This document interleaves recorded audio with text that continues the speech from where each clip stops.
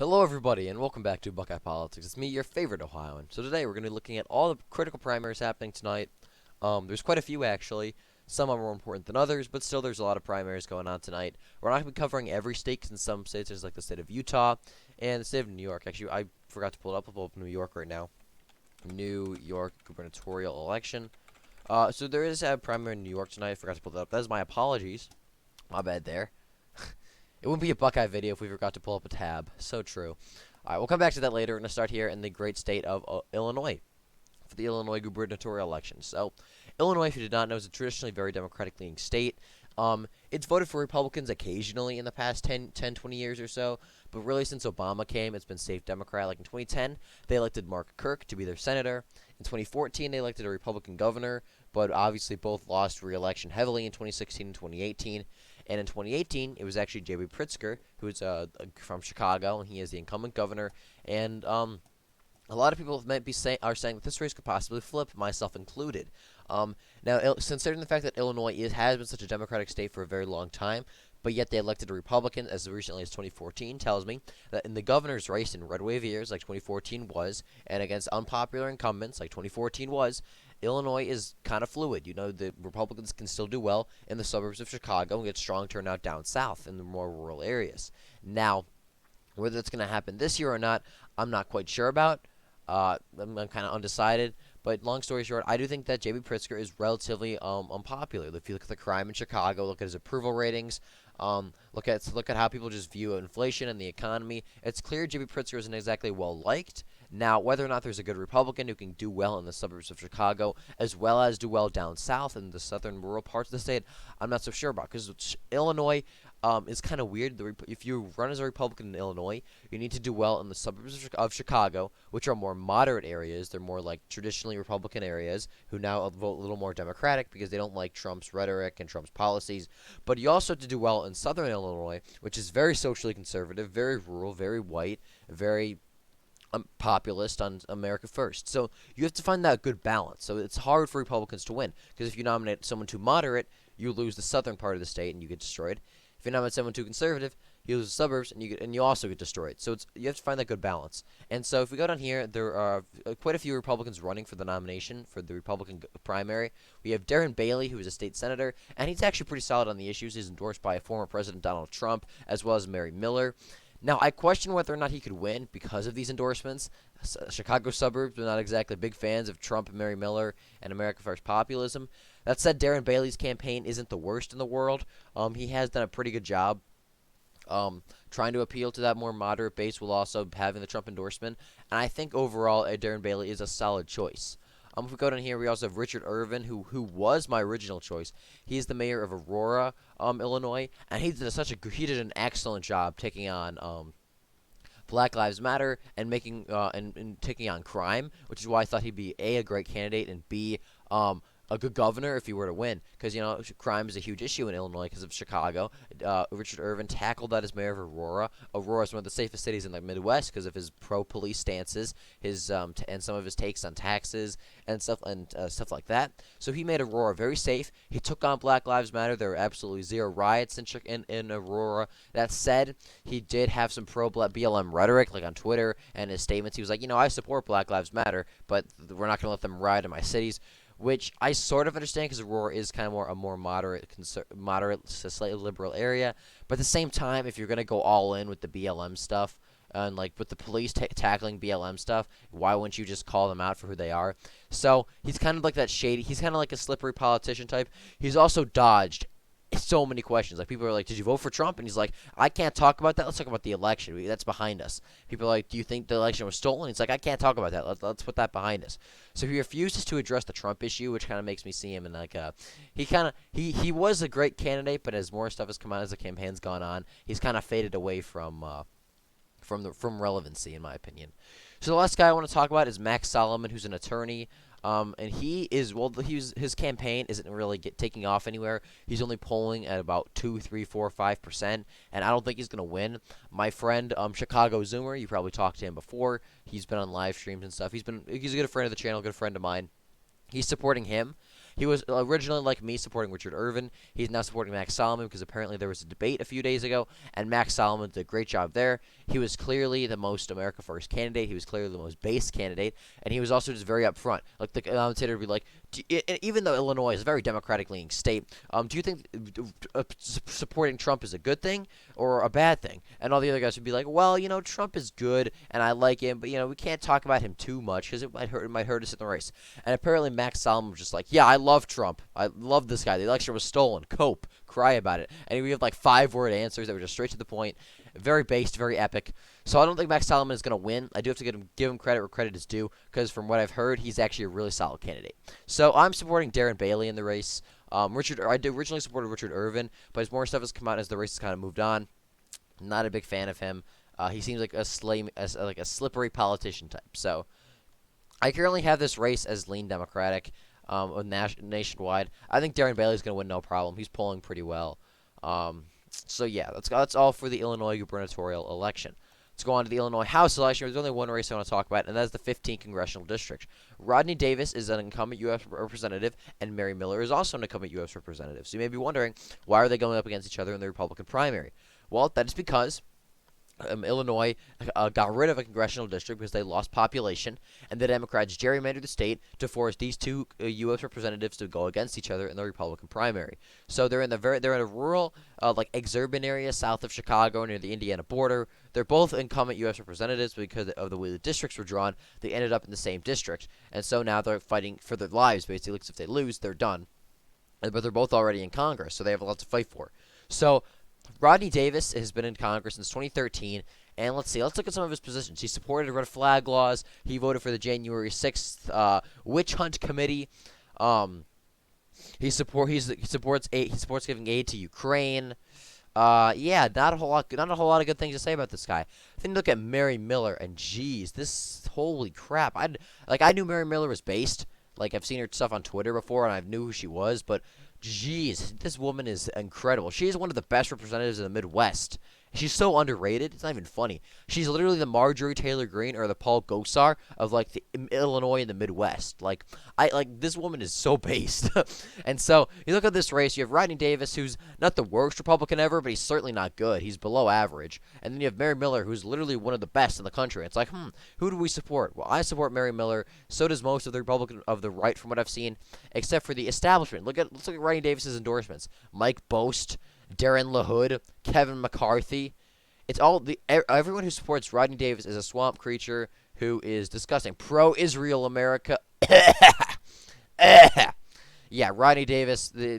Tell me, as you see, you're supported by pro-Israel America and Kevin McCarthy. That's gonna tell me who I should not support. So Rodney Davis, well, like I said, he's not necessarily the worst in the world. He's certainly not good. Mary Miller is so much better. Mary Miller's endorsed by Donald Trump, Ted Cruz, Darren Bailey, Maggie's List, CPAC, no, that's not Gun Owners of America, Susan B. Anthony List, TPUSA. So overall, Mary Miller is the best candidate in the race. She's going to win this election by about 5 to 10 points. The one poll had them in a dead heat.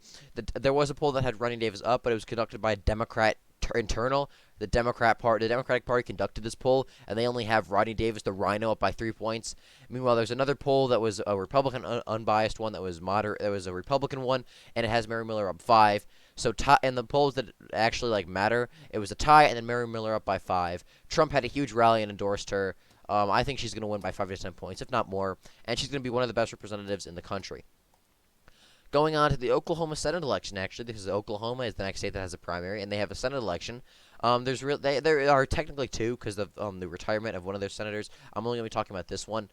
So Jackson Laymayer is running as this complete outsider, like a completely grassroots campaign, a complete outsider, and he's running actually against James Langford. Now, James Langford is one of the worst Republicans out there. He supported legal weed. He shielded for gay marriage. He supported the Patriot Act and invading Iraq and Afghanistan and keeping our troops in the Middle East. He supported Ukraine and possibly even going to war with Russia. This guy's an absolute neocon by the definition.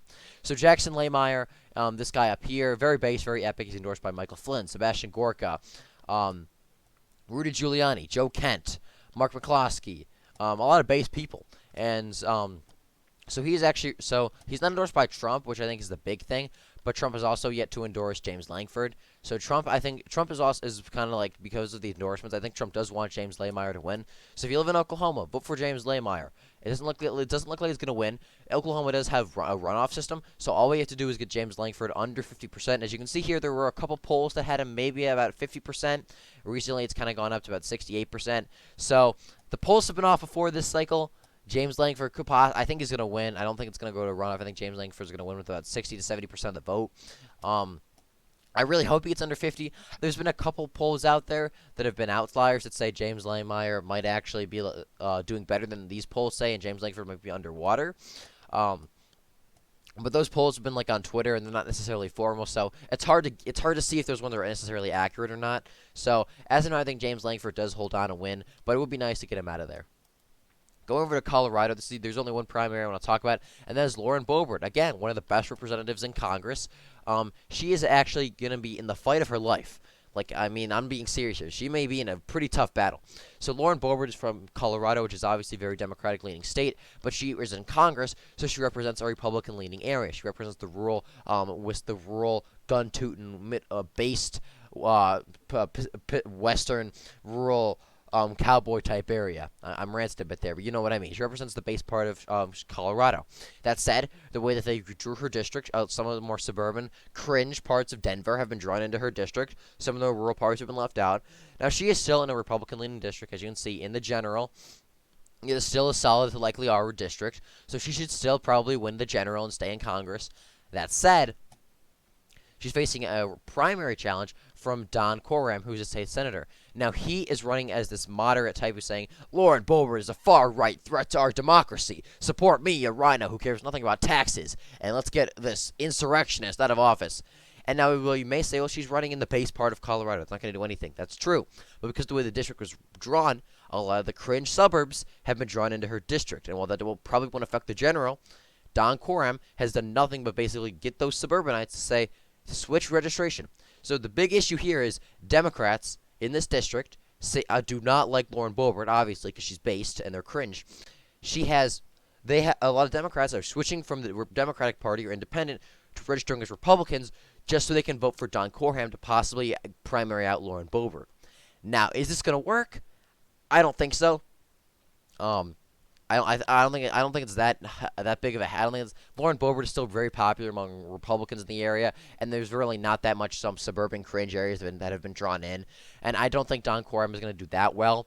That said, there have been some rumors saying Lauren Boebert might be on thin ice. She might be in a bit of trouble, and whether that's true or not really sure. We'll have to wait and see though. So if you live in Colorado's 3rd district, get out and vote for Lauren Boebert, because while it may seem like as of now she's safe, we could have a problem on our hands. If Lauren Boebert loses, that would suck. That would really suck. So get out there and vote for Lauren Boebert if you can. Heading over to the New York gubernatorial election, this is another race similar to Illinois that people have been saying could be very competitive. Kathy Hochul is very unpopular. Just look at her. she was Andrew Cuomo's lieutenant governor. She's only governor because Andrew Cuomo was a sex offender who murdered elderly people in nursing homes. That's the only reason she's governor. That should tell you already how popular and how much she has to say. So, like I said, Kathy Hochul is not really popular. Now, it is New York, so I'm not really sure if she could lose or not, because it is New York. That said, I think the race could be very competitive. And there are 2 Republicans running. We have Lee Zeldin, who is a congressman from Long Island. He's really based, actually. He objected to the 2020 election, I believe. He's pretty socially conservative. He's very anti-crime, which I like, and that's a good issue. A, that's a good issue to run on, and B, it's just a good issue in general.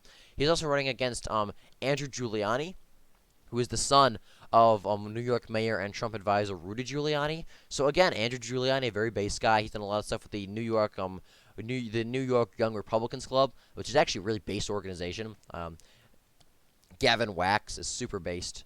So Andrew Giuliani and Lee Zeldin are both honestly very solid nominees, but they're both good on the issues, and they both have decent chances at winning. That said, I think Lee Zeldin is definitely more electable. I mean, just because his name is not Giuliani. Rudy Giuliani, you may think he's liked in New York. He's not. He's absolutely despised in New York because of what he's done with Trump. And so I think that the Giuliani last name would do a lot of harm to Andrew Giuliani. That said, Lee Zeldin is also really based on the issues. and so I don't really see a huge gap between them. While Andrew Giuliani might be better on like an issue or two, he might be a little more conservative. I think Lee Zeldin's definitely more electable, and there's really not a huge noticeable difference. So I am supporting Lee Zeldin for governor. If he did an interview with Fox, he's done a few interviews with people that have seemed really based. I do like Lee Zeldin a lot. I like Andrew Giuliani too. If he wins, I'm going to completely support him. But I think Lee Zeldin is more likely than not, based on polling, going to be the Republican Party nominee. Going to hear the Republican primary. Based on the polling, it looks like he's winning. Yeah, Zeldin's been up by pretty big margin over Andrew Giuliani. So I think Lee Zeldin pretty much has the primary. I don't think it's in the bag, but I think it's lean Zeldin, and he's also based on the issues. And Giuliani, unfortunately, he won't win because his last name's Giuliani. Simply put, well, I think Lee Zeldin has a solid chance. So Lee Zeldin, if you live in New York, get out and vote for Lee Zeldin. Lee Zeldin is pretty based, pretty epic. He's a great guy. I like him a lot. He's had some great endorsements. Jim Jordan. Let's see down here. Newt Gingrich, Conservative Party of New York, Laborers Union. So yeah, overall, Lee Zeldin isn't perfect. He's probably not the best in the issues, but he's pretty based. Yeah, I mean, Giuliani has a few endorsements like Curtis Sliwa, Michael Flynn, Steve Bannon, but he won't win. That's the issue. They're basically the same. They're basically the same on the issues, but Lee Zeldin actually has a chance at winning. So that's why I'm supporting him. Like I said, if Giuliani wins the primary, I'll support him. But as of now, for the primary, I'm supporting Zeldin. Heading over to the last race, and that's Mississippi's 3rd Congressional District, where we actually have a runoff. And you may be saying, Buckeye, why are we looking at a random congressional district in the middle of nowhere, Mississippi?